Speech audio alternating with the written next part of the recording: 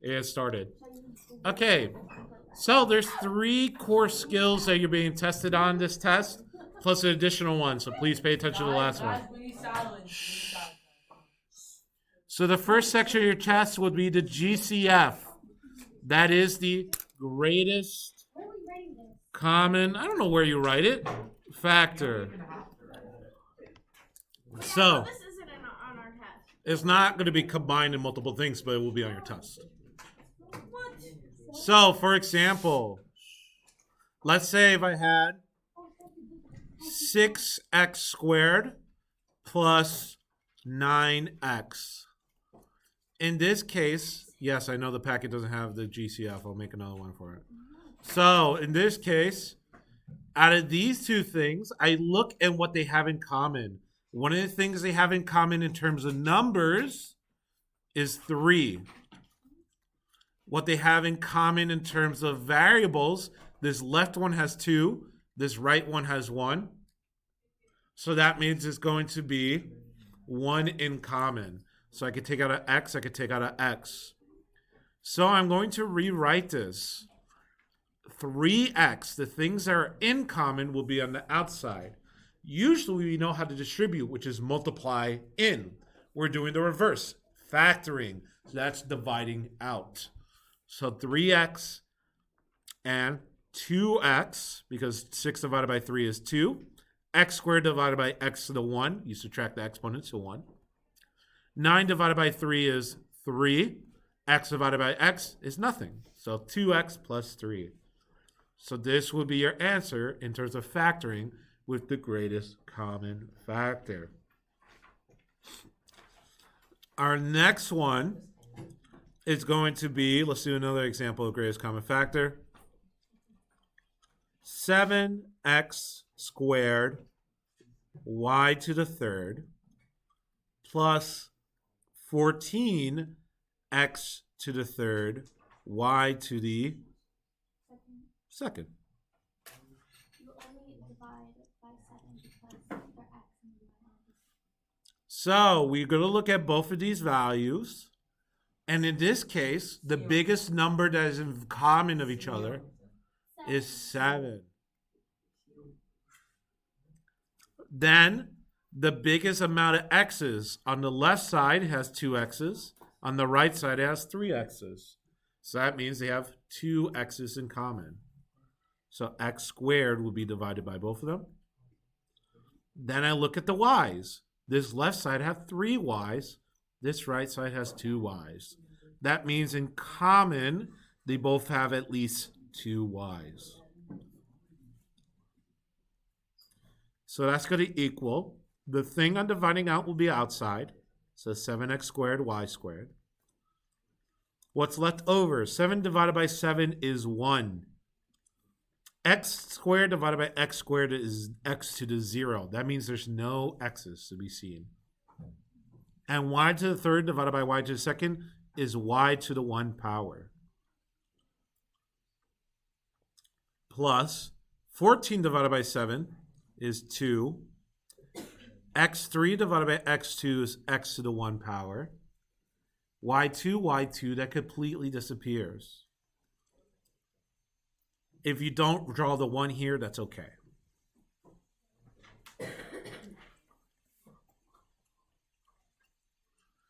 Let's do one more GCF. 10 x to the third plus 15 x to the second minus 25x.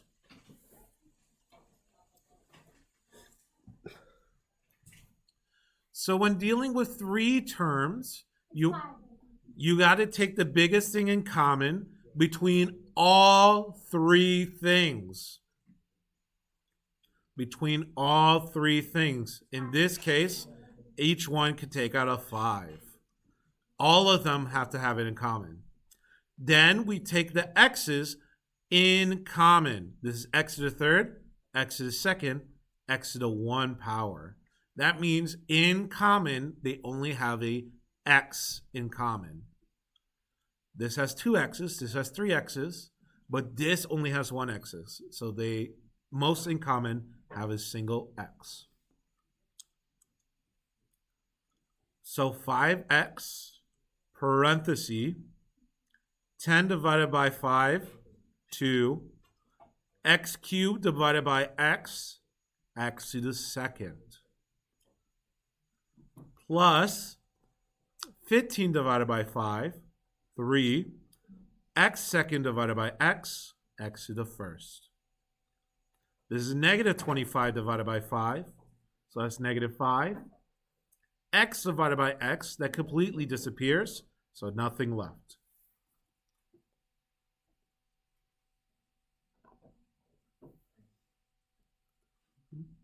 That will be the first page of your test. The second page of the test is going to be factoring with the factors of C. So x squared plus 6x plus 5. I will say in the instructions factoring with the factors of the C. The last letter C. The last number, I should say, C. So in this case, I need the things that multiply to 5 that add to 6. So things that multiply to 5 that add to 6. Lucky for us, 5 doesn't have many multiplications. So 5 and 1, 1 and 5, doesn't matter how you say it. Now 5 plus 1 gives you 6. That means you pick the right choice. So you got to write it as x plus 5, x plus 1. We're happy with that. Remember, when you factor like this, if you were to FOIL it, you should get back your answer. If you have extra time on the test, you could always check your work there. Our next one, x squared plus 6x minus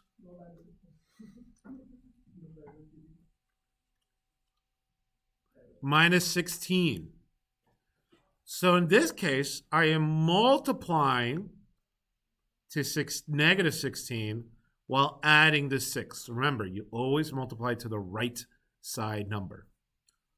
So in this case, it's negative 16 over, or negative 16 is on top of our table. So we need to look at things that multiply to negative 16. So let's say if it was negative 1 and 16. You're right, but let me just get through this. That would add up to 15, so that's not right. Let's say if I said negative 8 and 2. Negative 8 and 2 is negative 6. That's almost correct, but the problem is that adds up to negative 6. So I switch it to 8 times 2 is 16. So 8 plus negative 2 is positive 6, which means this is the winner. This is what I want. So because of that, I'm doing x plus 8 and x minus 2. X plus 8, x minus 2. You only divide it when we do a slide and divide, or slip and slide, whatever we call it. Okay.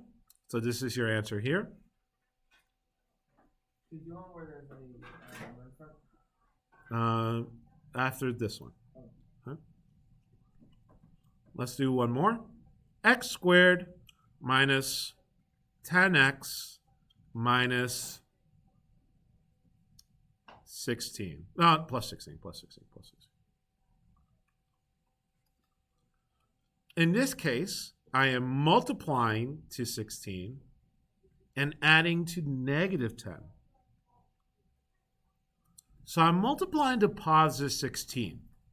Normally, if I had 2 and 8, that can add up to positive 10. But I'm not looking for positive 10. So I switch both of them to negative 2 and negative 8. Because double negative will still multiply to a positive 16 while adding to negative 10. So in this case, this is the winner. So x minus 8, x minus 2.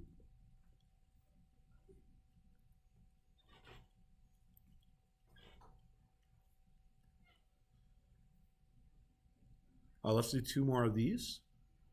This is a special situation.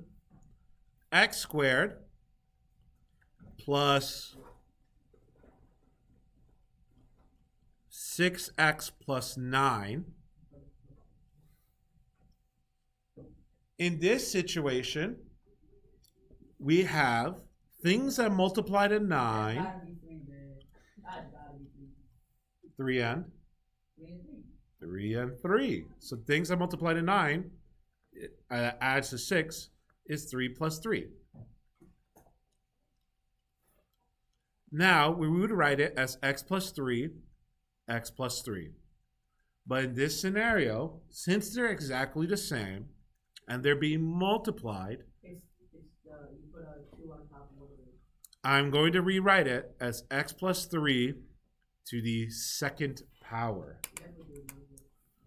So x plus 3 to the second power. If that happens on the test, make sure to do it or you will lose a point. It should be rewritten as x plus 3 to the second power. That only happens if they're exactly the same. Exactly the same, no minus and plus.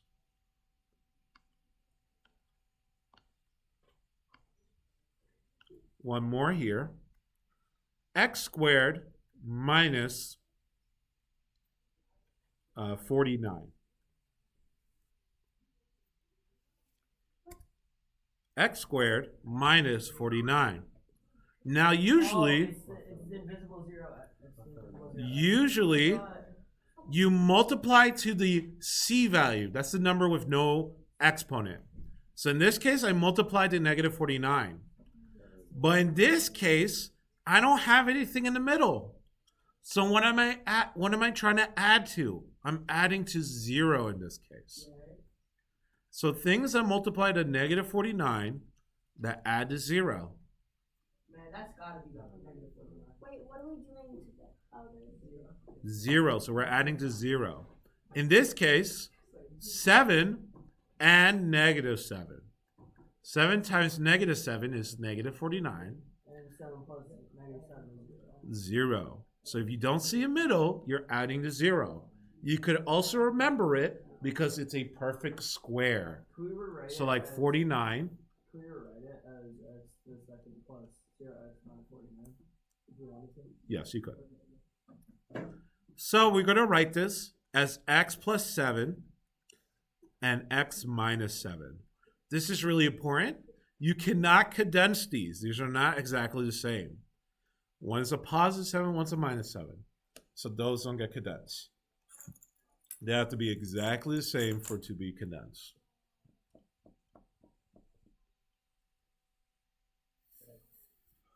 All right. All right. Let's go to a slide and divide question. 3x squared plus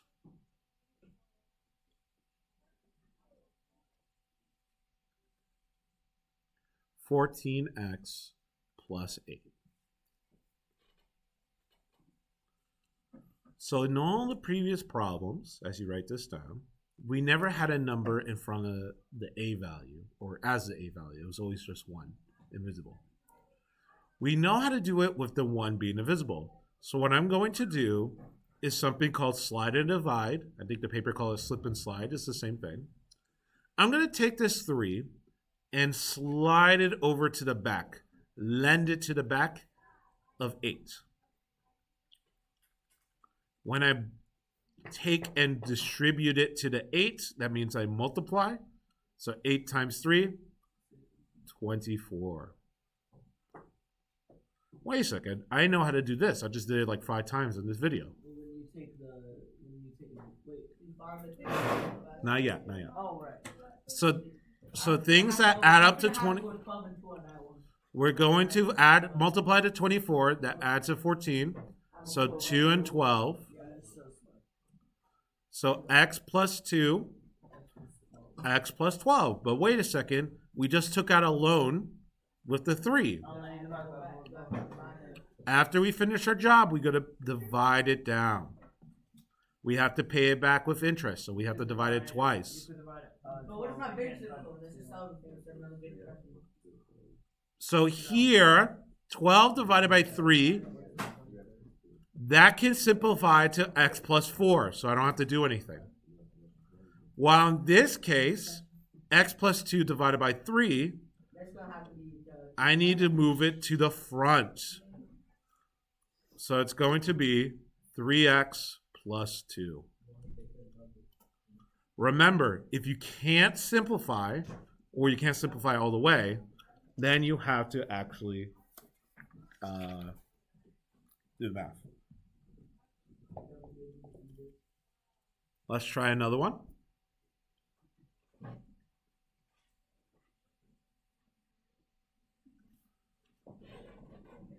4x squared. Mm, 8. no, it has to be a number that works. So. 2. How about one that like you could take out of? Wait. Maybe it is 8.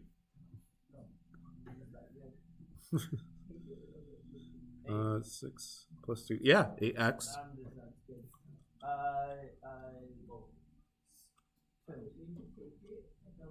Plus 3. Almost. You could take a 1 out of it. There we go. All right. In this one,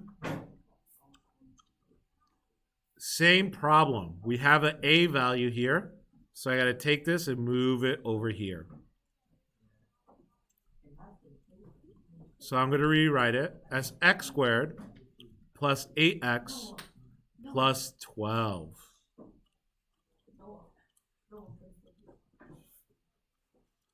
Then, Dovey, cut it out. Dovey, cut it out. So then, it's x equals x squared plus ax plus 12.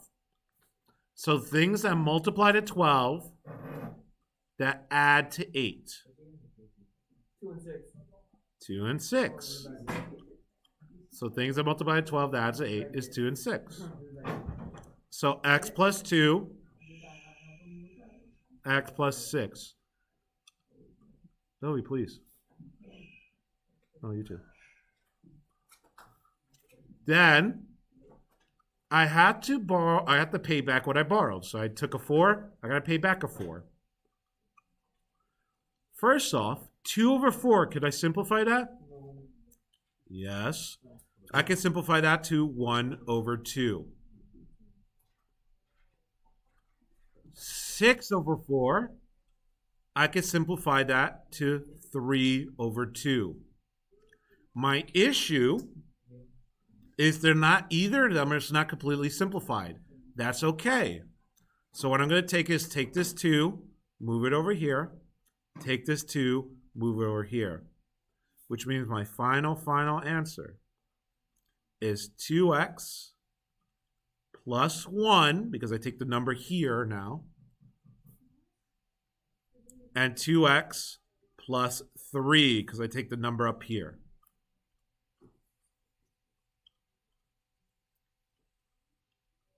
So remember, to simplify as much as possible. In the previous question, 12 over 3 divided by equals 4. So that was nothing special. But here, I had to move it over. In this situation, I had to simplify both of them before I moved it over. So make sure you simplify if possible. If you don't, you're going to get the wrong answer. You only simplify when both of them don't match? You simplify whenever you simplify. That's the only way I can answer that. They could technically match and still simplify.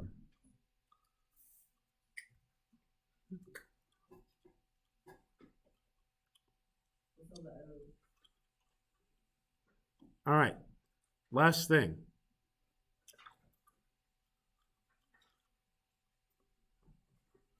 Let me describe it like this. If I said x times y equals 0,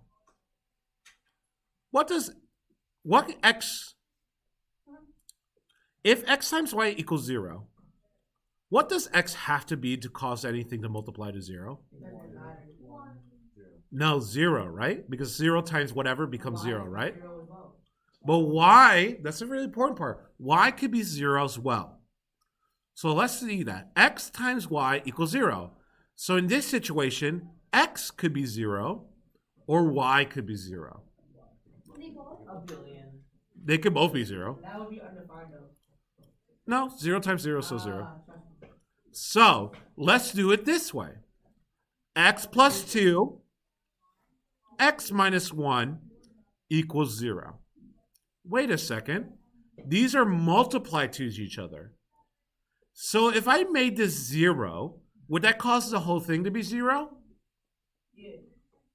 What if you make what 0? The first parenthesis. The first parenthesis. Because you're adding 2 to it. Let me rephrase that. I mean, If I made some number to make this all 0, would that become the whole thing 0? yeah.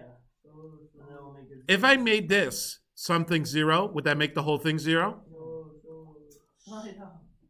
Which means, Dovey, you know you're playing around. Cut it out, man. I'm asking you to stop. So in this case, we have the left one, x plus 2, could equal 0. It would cause the whole thing to 0. But we also can make x minus 1 equal 0. It will make the whole thing 0. So What's the point of solving if it's 0? no, the point of solving it is, in this situation, you get 2 answers. When the left side is 0, so x plus 2 equals 0. And when the right side is 0, x minus 1 equals 0. So in this situation, you get 2 answers. When the left side is 0 and the right side is 0. Which means one of my answers is -2. And then -2 plus 2 is 0. And then one of my other answers is x equals 1.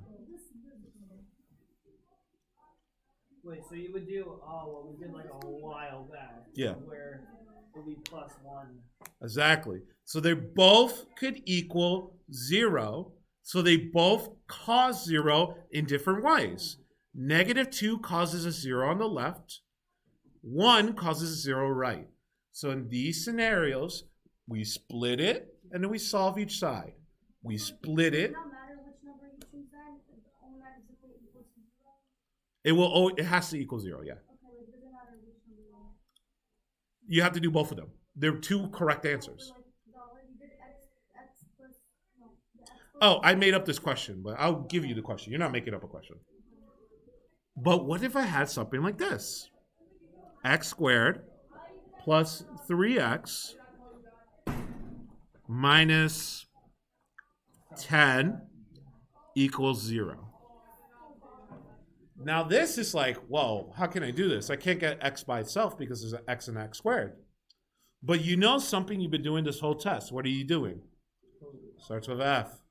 Factoring. Foiling. Factoring. Foiling would be the reverse of that. So factoring. So I could factor x squared plus 3x minus 10. What does -10, what multiplies to -10 that adds to 3? It's okay, I know. X plus 5, x minus 2.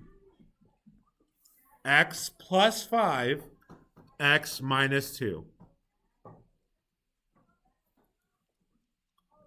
Which means you split this and solve. So once you have your parentheses, you split and solve. So you do -5? X plus 5 equals 0, so minus 5 on both sides. So what's your x? 0. No. 0 minus 5 is? Negative 5. -5. And x minus 2 equals 0. What would you do to both sides? Plus 2. Which means x equals? Okay? So remember, if it equals 0, you split and solve. One more time, you split and solve. That's your whole test. Pretty simple. Basically 3 things plus 1. This I barely count because it's kind of easy, but I guess that's subjective.